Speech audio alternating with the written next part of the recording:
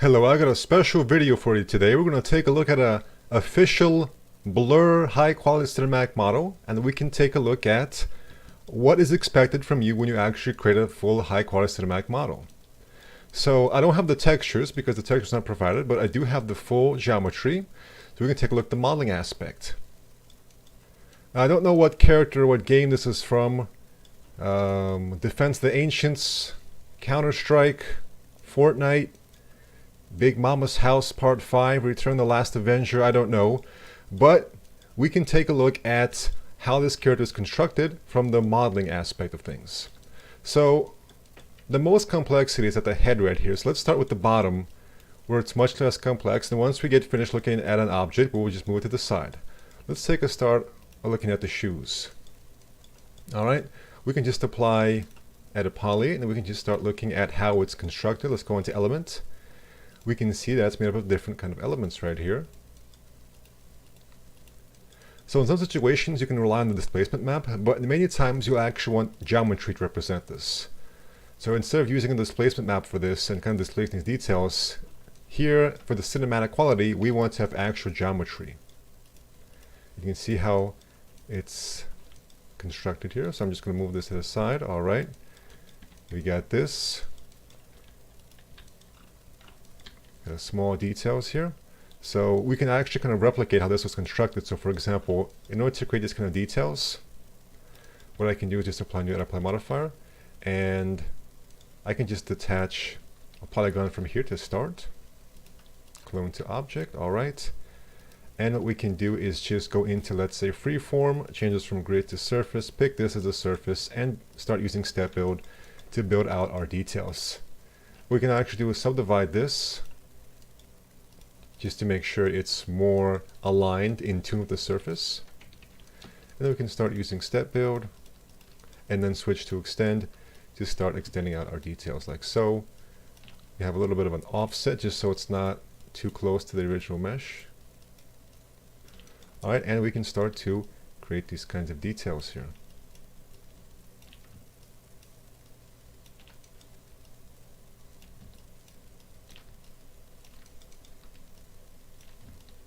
Alright, something like that. And I can delete this. This was just a starting place. Alright, and then once I want to give this more detail, because if it's too simple here, what I can do is, let's say, subdivide this, turbo smooth, but notice how it's getting smooth here. So what I can do, for example, is to just select these vertices and crease this, and then open subdiv. Alright, and then add a poly, and notice we have this happening here, so I can just kind of remove that. Alright, then what I can do to make sure it's even closer here is just move this back to 0, and then use conform, and just conform it here. There we go, and then I can shell this out with a small amount. And there we go, here's our detail. We can add smaller details on here, so what I can do, for example, is just remove these loops because they're not aligned. I can insert, let's say, a loop here, and then what I can do is, let's say, hold shift and select all of this. Alright, and then do a small little extrusion right here, and there we go. Now we have this kind of detail here, and now we're ready for subdivision. So this is how you can add these kinds of nice little small details. Now this looks like it's been subdivided even before I apply turbo smooth. You can tell because of the curvature right here. So if we look at another part of the mesh, here's how you can tell when something has been subdivided versus not. If you look at this object, you notice how the edges are perfectly sharp here, which means it has not been subdivided here. And we also have the loops to look at as well. Whereas if it has been subdivided, you will see a distinct kind of curvature happening right here. Let me zoom in here. Let me go into perspective and activate viewport clipping here.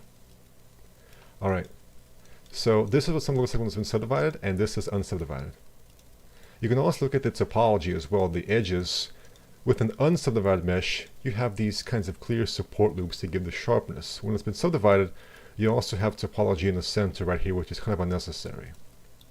So if we look at various objects, some of them are unsubdivided, whereas others are subdivided. So for example, this right here has been subdivided, looks like, or maybe it's just been chamfered.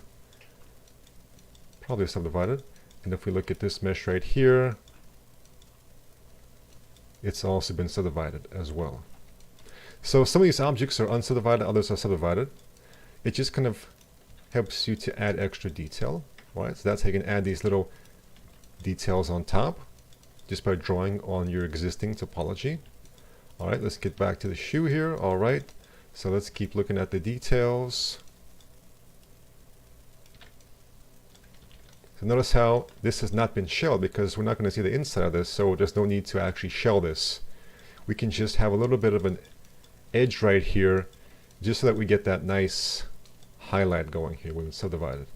Because if there's just an abrupt ending here, so if I just select this and just delete this, it will just be a very abrupt ending and you won't get that nice kind of curvature and slight bit of shadow right here that you would get when there's actual geometry at the bottom.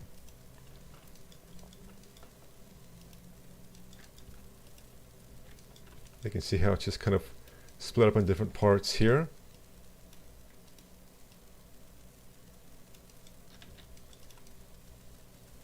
Once again, this mesh may actually be too kind of subdivided too much because we're getting a lot of unnecessary loops right here. I also want to show how you can create these various parts as well, just so that you are aware. Basically, the goal of this video is for people who want to become character artists. What is expected? What do we need to know? What do we need to create? What does our topology need to look like? All right, so you kind of create this right here. Then, for example, I can open subdiv. And notice how it's not curving around here. So I can go into, let's say, open subdiv controls. And for vertex boundary, I will use interpolate edges. Now we get this smoothness right here. And then we can select these vertices, maybe sharpen them up. There we go. So this is a very nice, easy way of keeping your topology very simple, but still giving you a lot of control, like so. So you do something like that, for example. If you want to change the shape of this, right now I don't really have enough topology to change the shape too much. We can of course do this, but maybe we want to just insert some loops through here. That just kind of gives us more control here. Alright, so once you've got what you want right here, you can just apply, let's say, add a poly on top. There we go. And actually, we can tell with that topology what's happening here. Notice how here we have this kind of topology like this, whereas in my example we have this. So what they probably did here was they probably had, let me see here, if I just inset like so, and then I can just cut down here. Then I can just remove this.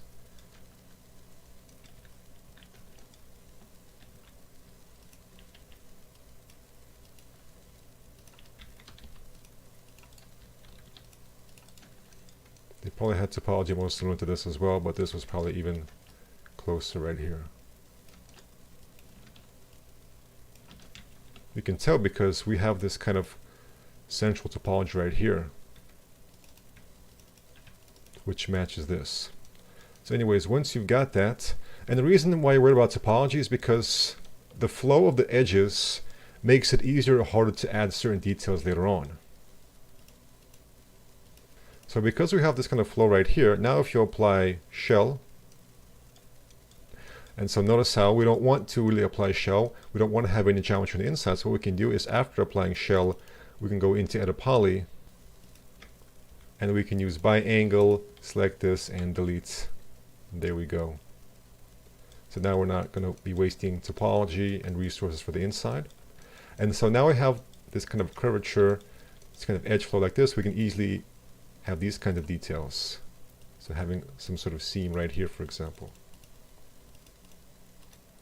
So this is why you want to pay attention to topology. So once again, notice how this is subdivided and this is unsubdivided. So what I would probably do is keep it like this, because we capture the shape very well, very effectively, without the unnecessary subdivision and all the extra loops right here. So I'll probably just keep it like this. Alright? And it looks like we have some sculpting happening here. So in order to create this, they probably did some sculpting in ZBrush as well. And they export the level 1, for example, not level 0 because it's subdivided, level 1. And then they did some displacement baking as well. Because if we look at the reference, you notice we have some displacement happening here as well. So it's not just the geometry, there's also some displacement effects happening here. You have some basic details right here, some basic folds, but you probably want to have some displacement to make it look even better here. Alright, this is a single mesh right here, and we have all sorts of little meshes here.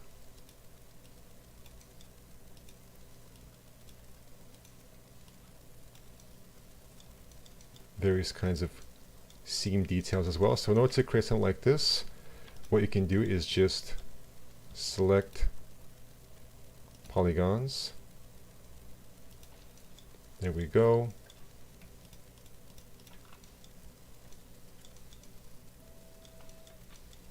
Then you can detach as clone. And then just apply shell. And that should work for the most part, with maybe some support loops for subdivision. So how many loops that you have here depends on how much you want this to bend. Usually with a leg, it bends at the hip, the knee, and the ankle, so we don't really need too many loops through here. So in many situations you can actually get rid of some of the loops. But we're probably needed to conform to the underlying boot a little bit better here. Alright.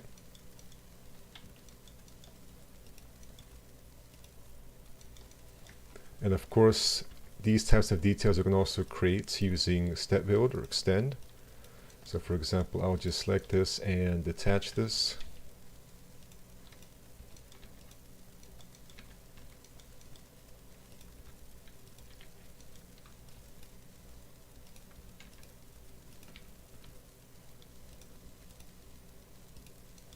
So we can start to create some sort of details here.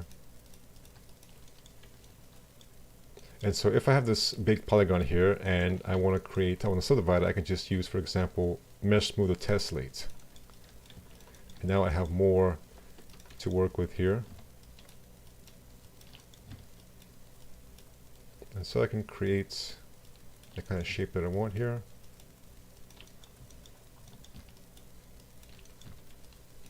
And switch to extend, hold down Control Shift to extend the entire loop right here.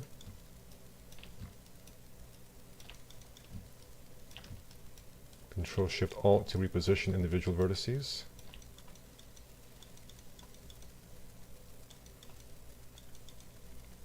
Alright, for example, I can select this element, and to quickly get a copy I can just hold Shift and get another one right here. Let me just clone to elements and then use Control Shift Alt to kind of reposition individual vertices to be more so that they're not clipping through each other. Alright, I'm going to just subdivide, and I'm going to use conform. Alright, and I'm going to reposition individual vertices just to eliminate seams as much as I can right here. Gaps if I don't want them to be here.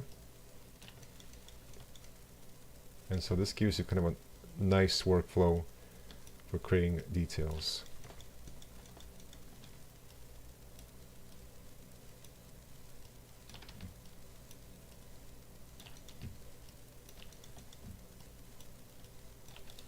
Alright, shell, add a poly, you can add some small details here. For example, I can use kind of inset and bevel to get this. Then I can just kind of extrude this out. Alright, turbo smooth, and now we got these kinds of details. If I want it to be a little bit puffed up in the middle, I can also just decrease the biangle and then have this. There we go. In order to get it on the other side, I can just carefully use symmetry, move it, and then maybe slightly rotate it as well. And there we go. What I've also done is before I applied shell, so I'm going to just delete add a poly and shell here, symmetry, and I could have used conform to conform it more accurately to the other side here. There we go. Now, because I'm using step builder and extend and conform with a value of 0.1, you can notice how it's a little bit away from the surface. But I do this to prevent it from being very close to the surface, because if it's at 0, you get this issue where it's kind of z-fighting right here, and it's kind of, as you can see, difficult to see some parts of it. So what you can do is have a value of 0.1 when you're building your mesh, then later apply push, and just have it be negative 0.1. There we go. So whatever value you had for freeform, just have a negative value right here to push it back in there. Then you can apply shell and have all your little details on top.